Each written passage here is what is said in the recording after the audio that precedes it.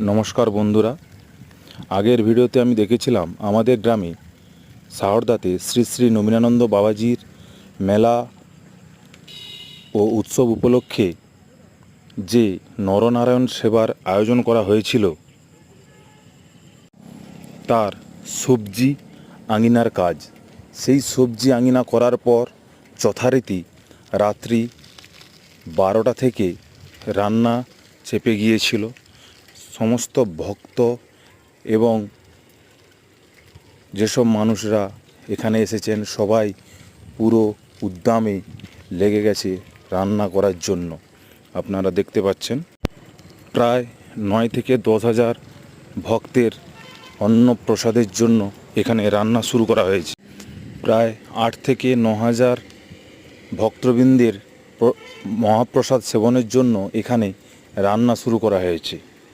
আপনারা দেখছেন সবাই পুরো উদ্যম গতিতে কাজ করছে। এরই মধ্যে সকাল হয়ে গেল।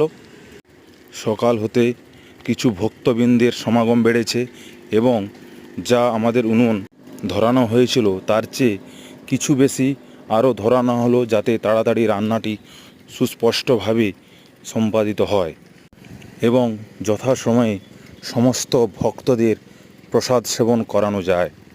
আপনারা দেখুন,